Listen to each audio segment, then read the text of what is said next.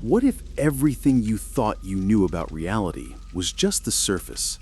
What if the strange experiences people whisper about in the dark, the stories they're too afraid to share with anyone but their closest family members, were actually pieces of a much larger puzzle? Tonight, I'm going to share with you 3 accounts that will challenge everything you believe about what's possible in our world. These aren't stories from anonymous internet forums or secondhand tales passed down through generations. These are real experiences from real people told in their own words. Experiences so disturbing and so specific that they've changed the lives of everyone involved forever. Before we begin, I need you to understand something crucial.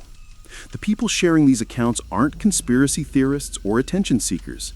They're everyday Americans living quiet lives in rural communities. People who have everything to lose and nothing to gain by coming forward with their experiences.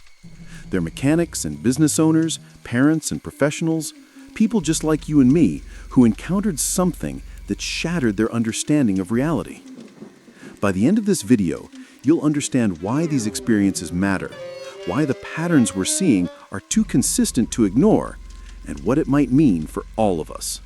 So settle in, turn off the lights if you dare, and prepare yourself for a journey into the unexplained that you won't soon forget. Deep in the rural farmlands of Washington State, a family has been living with a secret that terrifies them more with each passing day. The mother who shared this account describes a life that seems almost idyllic on the surface. Her husband runs a small business repairing engines and tractors, traveling to nearby farms and homes to fix everything from lawnmowers to generators. They live surrounded by trees and open land, with their nearest neighbor several minutes down the road. For 10 years, they've called this property home, and for most of that time, it represented everything they'd ever wanted in life. 8 years ago, they welcomed their son, Oliver, into the world. And from the very beginning, he seemed like the perfect child. He was healthy and strong, sleeping through the night by 4 months old. His mother remembers feeling incredibly grateful for how easy those early months were, how normal and uncomplicated everything seemed. But when Oliver was 18 months old, something happened that would change the trajectory of their entire lives, though they wouldn't understand the significance until years later. It was an ordinary Friday evening, the kind of night this family had experienced countless times before. They'd just finished dinner and were settling in for a movie, their typical weekend routine. The mother had put Oliver to bed around 8 or 8:30, and her husband had stepped outside to retrieve a toolbox from his truck. Within moments, she heard him calling for her to come outside, his voice carrying an urgency that made her leave the house immediately. When she reached the driveway, she found him standing there, his head tilted back, staring straight up into the night sky above their property. What they witnessed together defies easy explanation. Roughly 1,000 feet above their home, 3 small lights were moving in a slow, deliberate circle, as if rotating around some invisible center point. These weren't aircraft lights with their familiar blinking patterns, and they weren't moving with the speed or trajectory of anything conventional. The couple stood together in their driveway, watching this strange aerial display, trying to rationalize what they were seeing. The moment they began discussing what might be up there, speculating out loud about possible explanations, the lights simply shut off. There was no gradual dimming, no fading away into the distance. One moment the lights were there, and the next moment they were gone, leaving only darkness above. The husband suggested it might have been a balloon with lights attached, something that had escaped from a celebration somewhere and drifted over their property. It seemed like a reasonable enough explanation, and they accepted it, heading back inside to continue their evening. But their night was far from over. About halfway through their movie, the entire living room suddenly lit up with intense flashes of light coming from outside. These weren't the diffuse beams of car headlights or even the brightness of lightning. They were concentrated bursts of illumination, powerful enough to flood every corner of their living room with harsh white light. The whole event lasted perhaps 5 seconds, with 3 or 4 distinct pulses of light that seemed more intense than anything either of them had ever witnessed. The husband immediately thought a transformer had exploded, though he wasn't certain they even had any in their rural location. He went outside to investigate while his wife remained in the house, but within seconds of his departure, she heard their son screaming from his bedroom. This wasn't the normal fussing of a toddler waking from sleep.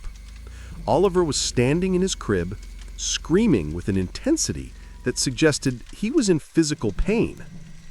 His mother tried everything she knew to comfort him, holding him close, rocking him, singing softly, offering a bottle, but nothing worked. He clung to her desperately, his small body rigid with distress, crying with an intensity that seemed completely out of character for their normally easygoing child.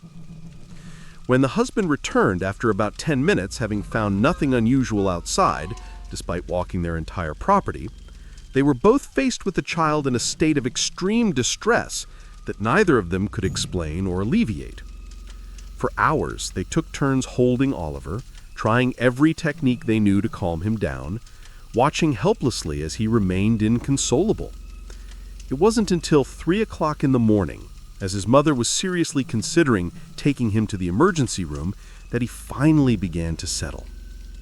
The next day, he slept through the entire morning and most of the afternoon, as if recovering from some tremendous ordeal.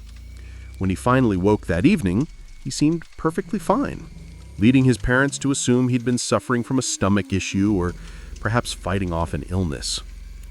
But approximately 3 weeks after that strange night, they began noticing subtle changes in their son that would gradually become more pronounced and more concerning. Oliver stopped responding to his name the way he used to. At first, his parents assumed he was simply distracted or deeply focused on something else, but the behavior became consistent and undeniable. He stopped pointing at things, a behavior that had been one of his primary ways of communicating his wants and drawing their attention to things that interested him. The eye contact that had always been so strong simply disappeared. As more time passed, he stopped attempting new words, became easily overwhelmed by normal household noises and lights, and seemed to be retreating into his own world in ways that deeply alarmed his mother. The journey to diagnosis took time, as these things always do. Their regular pediatrician listened to their concerns and referred them to a developmental specialist. Eventually, they received the diagnosis that would reshape their entire lives and their understanding of their son's future: autism spectrum disorder. From that moment forward, everything changed. Their schedules, their priorities, the way they thought about Oliver's development and his path through life. They enrolled him in early intervention programs, began various therapies, and restructured their daily routines around his needs. Over the years, there have been tremendous challenges, but also beautiful moments watching him grow and develop in his own unique way. Now 8 years old, Oliver is considered high-functioning. He attends regular school and participates in many of the same activities as his peers. He's exceptionally intelligent, particularly gifted with numbers, and possessed of a remarkable memory. But a few weeks ago, something new emerged that brought all those old memories flooding back and connected dots his mother had never wanted to connect. Oliver approached her while she was folding laundry and made a request that caught her completely off guard. He asked her, in his matter-of-fact way, to check him for tracking devices. When she asked what he meant, he explained with complete seriousness that he had been abducted by aliens when he was younger, and he needed her to make sure they hadn't left anything inside him. His mother's first instinct was to assume he'd seen something on television or heard other kids talking about aliens at school. But Oliver wasn't asking in a playful or imaginative way. He was dead serious, speaking with the same calm, factual tone he uses when discussing things he knows to be true. Not wanting to dismiss his concerns or make him feel unheard, she grabbed a plastic lint roller handle that no longer had its sticky part attached and told him she would scan him. She waved the handle over his arms, his back, his legs, his head, making a show of carefully checking every area. When she finished, she assured him there was nothing there. He nodded seriously, thanked her with genuine gratitude, and returned to whatever he'd been doing as if the matter was now resolved. She assumed it was a one-time occurrence, perhaps a fleeting worry that would fade once addressed. But it didn't fade. It became a weekly ritual. Approximately once per week, Oliver comes to his mother and requests a scan. Every time she uses the same lint roller handle, performs the same careful sweep of his body, and each time he thanks her and goes back to his activities, seemingly satisfied that he's been checked and cleared. His mother can't help wondering what will happen as he gets older and realizes it's just a piece of plastic. But for now, the ritual seems to provide him with genuine peace of mind. The moment that changed everything for this mother happened just last week. Oliver had come to the kitchen requesting his usual scan while she was preparing dinner.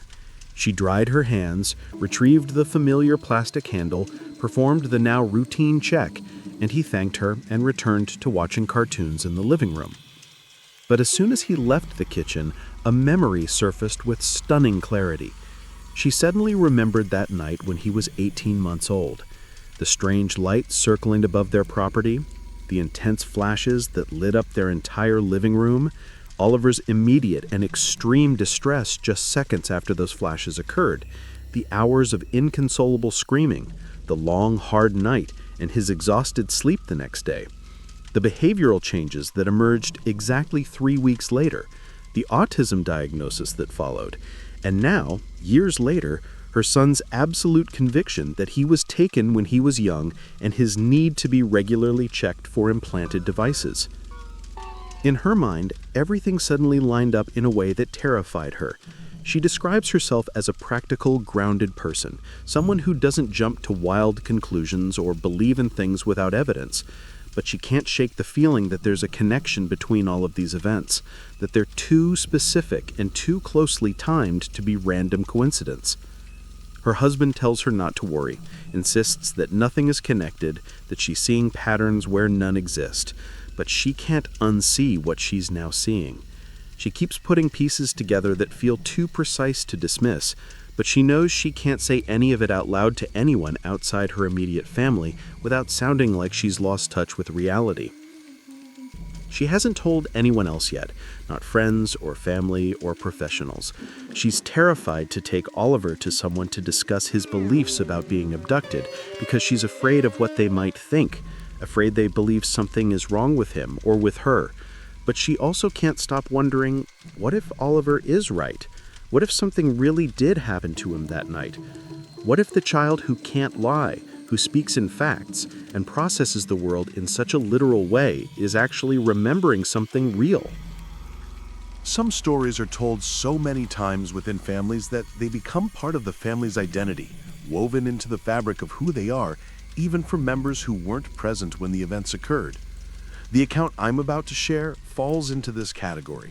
A story that has been passed down and retold countless times over decades, with every family member who was present maintaining exactly the same details, never wavering, never embellishing, simply recounting what happened as if it occurred yesterday. This incident took place in the mid-1980s, before the person sharing this account was born, but they've heard it retold so many times by their parents and siblings that they feel as though they lived through it themselves. What makes this story particularly compelling is the nature of the family involved. These are not people who embrace unconventional ideas or seek out the strange and unexplained. In fact, they're quite the opposite. The parents are deeply religious, the kind of religious where even discussing topics like UFOs or extraterrestrial life isn't merely dismissed as unlikely, it's seen as potentially dangerous, possibly even connected to evil or demonic forces.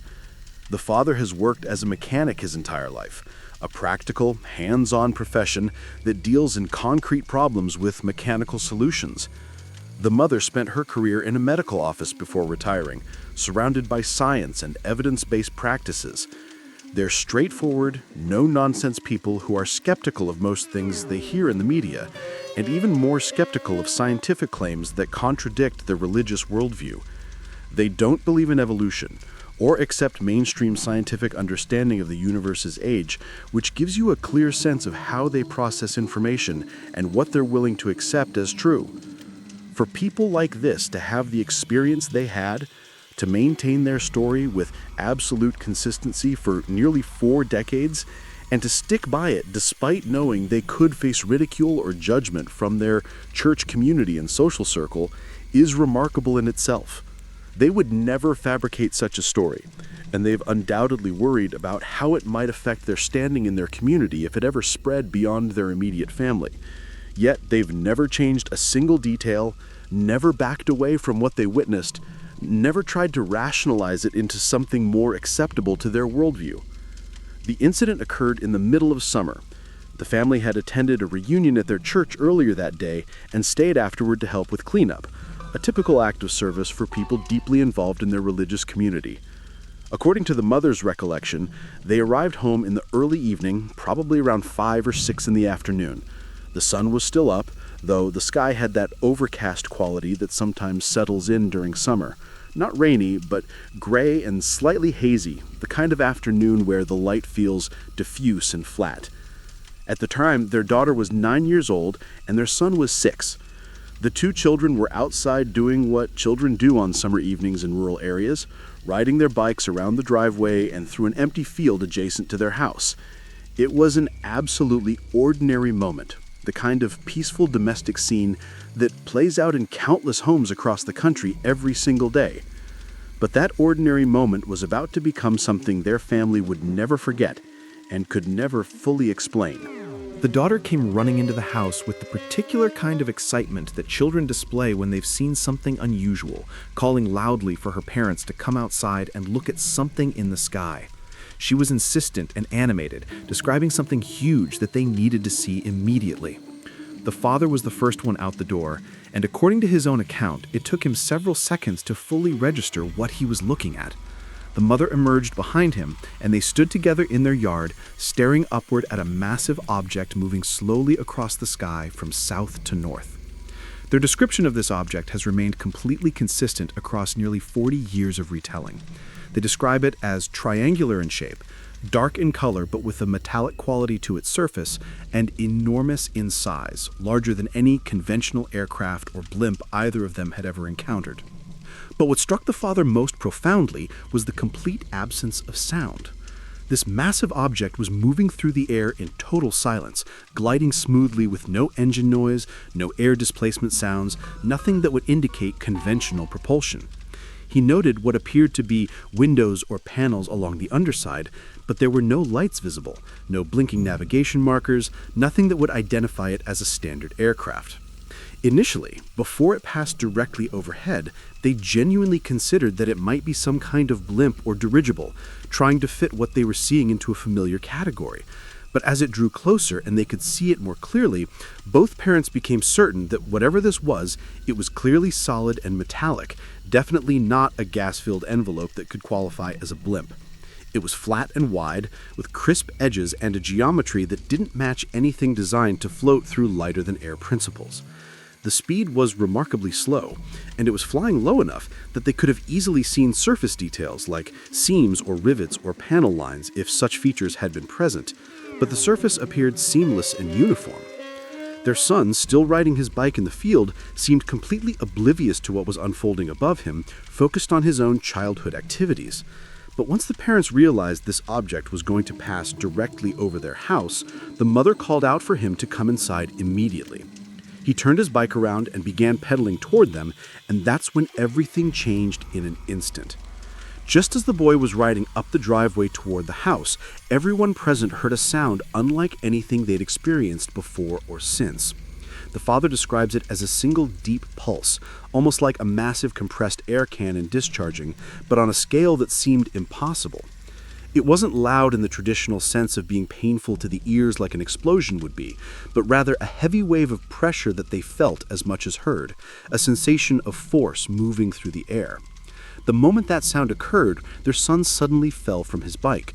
But according to the mother's description, he didn't simply lose his balance or tip over. He collapsed. His bike skidded out from beneath him, and he hit the ground hard, immediately beginning to scream in obvious pain. The mother says he wasn't just crying from the shock of falling, he was grabbing at his back and crying uncontrollably in a way that indicated genuine physical suffering. The father ran to him immediately, scooped him up from the ground, and rushed him into the house, while the boy shook and cried, unable to explain what had happened beyond saying that something had hit him and his skin felt like it was burning. Meanwhile, their daughter remained at the backsliding glass door, watching the object continue on its path. She reported that it passed completely over the house, traveled a short distance beyond, and then began ascending into the clouds until it disappeared from view entirely, leaving the family to deal with the aftermath of whatever had just occurred. Inside the house, their son was still in extreme distress, holding his back and saying repeatedly that it felt like fire. When the parents removed his shirt, they found his back and shoulders covered with a bright red rash that looked remarkably like a severe sunburn. But this hadn't developed over hours of sun exposure. It had appeared instantly, in a matter of seconds, on an overcast day when there hadn't been any direct sunlight strong enough to cause such a reaction, even if the child had been exposed for hours. Not knowing what else to do, and deeply frightened by what they were witnessing, the parents applied cold towels to their son's back and used aloe vera in the days that followed. The boy had tremendous difficulty sleeping that night because the pain wouldn't subside, and his mother recalls him crying intermittently throughout the evening. Over the next several days, the rash gradually faded, and he slowly returned to normal, though the experience left an indelible mark on everyone involved. Years later, the son, now in his 40s and in perfect health, still remembers that day with crystal clarity. He describes the sensation as feeling like he'd been hit by a car. A full-body impact from behind, followed immediately by the sensation of being set on fire. It's a memory he's carried his entire life, as vivid now as it was decades ago. After the incident, life gradually returned to normal for this family. They never considered reporting what had happened to any authorities, partly because they didn't know who would believe them, and partly because of their religious community's likely reaction to such a claim. The incident became a family story, something they would occasionally discuss among themselves, but never in public settings. The children were strongly discouraged from talking about it with friends or at school. The parents really didn't want the story spreading beyond their immediate circle. Over the years, the person sharing this account has interviewed their parents and siblings separately about what happened, and every single time, the story remains identical. The details never change, the sequence of events stays the same, no one adds embellishments or contradicts anyone else's version. It's simply what happened, recounted with the consistency that comes from genuine memory rather than fabricated storytelling. The father still theorizes that it might have been some kind of experimental military craft, though he admits this explanation seems nearly impossible for several reasons. The primary reason being that it occurred in broad daylight over a residential rural neighborhood. As a blue-collar American who's deeply patriotic, he fundamentally doesn't believe the United States military would test any kind of weapon or device that could harm a 6-year-old child riding his bike in the countryside. That violates everything he believes about the principles and ethics of the armed forces he respects. The mother has no explanation whatsoever, and actively dislikes discussing the incident. She's always maintained that it was the most frightening thing she's ever witnessed, particularly seeing her young son hurt in such a sudden and inexplicable way. She refuses to call it anything specific, referring to it only as that thing. She's rational enough to know it wasn't connected to demons or religious forces, but she's equally certain it wasn't a military craft. So it exists in her mind as an unresolved trauma. Something real that happened, but that doesn't fit into any framework she can accept. The family member sharing this story wasn't present for the event, but having heard it retold countless times with perfect consistency by multiple witnesses over nearly 40 years, they can't dismiss it as fabrication or mass delusion. They believe completely that everything their family experienced was real, that these weren't confused or mistaken people, but rational individuals who witnessed something that defied their understanding. The family has made peace with the fact that what happened doesn't fit into any category they comprehend, and they've accepted that they'll probably never know what it actually was. Fear is a powerful force in human psychology, capable of paralyzing us, consuming our thoughts, and shaping our behavior in profound ways. For some people, fear becomes so intertwined with their identity that it defines entire periods of their lives. The final account I want to share with you tonight is from someone who lived with intense fear from their teenage years into adulthood, fear that manifested in recurring nightmares so vivid and so consistent that they began to question whether they were actually dreams at all. This person, now in their 30s, describes being terrified of aliens as a teenager, particularly the stereotypical image that's become cultural shorthand for extraterrestrial beings. The gray skin, the oversized heads, the large almond-shaped black eyes that seem to look through you rather than at you. Even now, decades later, that image still unsettles them deeply. Much of that fear originated from recurring nightmares that began in their mid-teens, dreams unlike the usual confused, fragmented experiences most people have during sleep. In these nightmares, they would find themselves completely paralyzed in bed, unable to move any part of their body or make any sound, with an overwhelming sense that something, just beyond their field of vision, was responsible for their paralysis. These weren't brief episodes of fear that faded quickly upon waking. They went on for what felt like uncomfortably long periods, filled with mounting panic and a sense of absolute helplessness. The dreams never ended naturally with the person simply waking up. Instead, they always felt as though they were being released, as if whatever held them had chosen to let go. As this person moved into their late teens and early 20s, the dreams evolved and became more specific. The panic and paralysis remained, but now the episodes wouldn't end until whatever was controlling them came into view. And what consistently appeared were the short, pale-skinned beings with those distinctive large eyes that appear in depictions and reported encounters worldwide. Interestingly, these images weren't nearly as common in media during that time period as they are now, yet the beings in these dreams matched descriptions that would later become almost ubiquitous in popular culture. These entities would appear standing over the dreamer, watching silently, and the moment they became visible, the person would jolt awake in a state of absolute terror, heart pounding, often taking several minutes to fully calm down and reassure themselves they were safe in their own room. Even after moving out of their parents' house and into shared accommodation with friends, hoping that a change of environment might break the pattern, the dreams continued unabated. In fact, they became more frequent. It didn't matter where this person lived, who their roommates were, or what was happening in their waking life. The experiences persisted with disturbing regularity. What made these episodes particularly unsettling was a sensation that accompanied each awakening, a feeling that something had happened in the gap between seeing the beings and waking up fully conscious. There was always a blank space in memory, a missing time that the dreamer was certain had been filled with something, though they couldn't recall what. It felt less like natural dream amnesia and more like something had been deliberately wiped clean, as if memories had been removed or suppressed.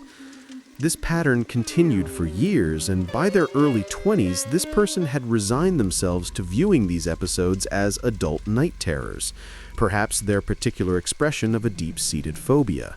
Some people are paralyzed by fear of spiders or heights. For them, it was aliens, and they assumed it was simply something they'd have to manage for the rest of their lives. But then, something significant changed that would alter the entire dynamic of these experiences. Around this time, they began training seriously in martial arts, not the recreational classes offered at strip mall dojos, but genuine, practical combat training. The kind of training where you leave each session bruised and sore, but with real skills and genuine confidence in your ability to defend yourself. They threw themselves into this training with complete dedication, and over time, the discipline became a central part of their identity and daily life. The nightmares continued throughout this period, still featuring the same paralysis and panic, but something fundamental was shifting inside the dreamer. Anyone who has trained seriously in martial arts understands that it changes who you are at a deep level. The philosophy behind the training seeps into your personality and affects how you move through the world. You begin to see problems differently and respond to challenges with a new mindset. This person was studying a particularly direct and aggressive martial art, learning to face confrontation without hesitation and to respond to threats with immediate, decisive action. That mindset began bleeding into every aspect of their life, making them more assertive and even combative in how they approached obstacles. As their training intensified, something remarkable began happening in the dreams. The paralysis would still hit and the fear would still come, but instead of being consumed by helplessness, something new emerged. Anger, defiance, a fierce drive to fight back rather than submit. They still couldn't move at first when the paralysis took hold, but when the beings appeared, the fear was transforming into rage. Then came a night that changed everything. After years of consistent, intensive training, their reflexes had become automatic. Muscle memory had been ingrained at such a deep level that it functioned without conscious thought. That night, when the familiar paralysis began and the beings approached, this person struck out reflexively with a punch at the closest entity. They didn't decide to do it, their body simply responded the way it had been trained to respond to threats. The moment they made contact, the experience ended instantly. They snapped out of the paralysis and found themselves fully awake, but this time was different. Unlike all the previous episodes, they were left with a distinct impression that the beings hadn't managed to completely erase their memory. They couldn't recall everything that had happened, but they had a clear sense that the entities had left in a hurry, that something about this encounter had been fundamentally different from all of the others. A few months after fighting back, something occurred that the person can only describe as some kind of simulation or test, though they experienced it as completely real at the time. This wasn't a typical nightmare. It felt like being fully awake and conscious. In this experience, they found themselves wearing only boxer shorts, which was their usual sleepwear, when they turned around to find a woman attacking them with sudden violence. This woman was shorter than them, perhaps 5 feet 9 inches tall, but powerfully muscular. Her skin was unnaturally pale, almost luminescent, and her eyes looked like dark, hollow pits with no visible iris or pupil. Her hair was white blonde, braided tightly across the top of her head in a style they'd never seen before. She looked like some kind of hybrid, human in basic form, but with features that were distinctly wrong, distinctly other. She lunged with wild aggression, clawing and scratching and attempting to bite, moving with a ferocity that triggered maximum adrenaline response. At the far end of the room, tall, gray-like beings stood watching silently, and somehow the dreamer understood instinctively that these entities were evaluating what was happening, that this was some kind of assessment. Despite the burst of violent aggression from the hybrid woman, the training kicked in automatically. They were able to handle her quickly and efficiently, ending up with her in a chokehold, feeling her thrash and struggle as they began to tighten their grip. Just as the hold was about to become fully effective, they woke up in their bed with their heart racing and adrenaline still flooding their system. They didn't sleep at all for the rest of that night. Something profound changed after that experience. The debilitating fear that had plagued them for years never returned with the same intensity. They would still feel uneasy about going to sleep sometimes, but not the crippling terror that had once defined their nights. On occasions when they could feel the old paralysis trying to creep back in, it was weaker now, less effective, and they could mostly shake it off through sheer will. They genuinely felt as though they'd demonstrated to whoever or whatever was watching that they were no longer afraid, that they would fight rather than submit, and that they were no longer an easy target. After that turning point, the episodes became less frequent. Months would pass without incident. Life moved forward. They built a career, formed relationships, created a life that wasn't defined by fear and nighttime terror. But recently, something happened that brought everything back, though in a new and even more disturbing form. This person now has a young son who recently turned 1 year old, an infant just beginning to explore the world and develop his personality. One night not long ago, they felt that familiar sensation beginning to creep in, the precursor to paralysis that they learned to recognize and resist. But as they began shaking it off, pushing back against whatever was trying to take hold, they received a very clear sense that they weren't the intended target this time. The focus had shifted. This wasn't about them anymore, it was about their son. They forced themselves to fully wake up immediately and went straight to check on the baby. Their son was fine, sleeping peacefully in his crib, completely unaware of anything unusual. But the parent knew with absolute certainty that something had tried to come back. And they also knew that their intervention had interrupted it. They had stopped something from happening to their child. Since that night, they haven't had a single episode, not one. They believe they sent a clear and unmistakable message. They are not afraid. They are watching, and they will protect what is theirs with every skill and every ounce of will they possess. Whatever was testing them, evaluating them, visiting them for years, has apparently understood that this person and their family are off limits now. 3 accounts, 3 families, 3 sets of experiences that defy simple explanation and resist being dismissed as imagination or fabrication. What makes these stories so compelling isn't just the strangeness of what was experienced, but the profound impact these events have had on real people's lives. These aren't entertaining campfire stories or creative fiction designed to thrill an audience. These are genuine accounts from people trying to process experiences that shattered their understanding of reality and left them forever changed. The mother in Washington State, who watches her son request weekly scans for tracking devices, who sees the connections between that traumatic night when he was 18 months old and all that followed, who lives every day with the terrifying possibility that her child remembers something real. The family who witnessed a massive triangular craft in broad daylight and watched their young son get hurt by something they couldn't see or understand, who have maintained the same story with perfect consistency for nearly 40 years, despite every reason to simply forget it and move on.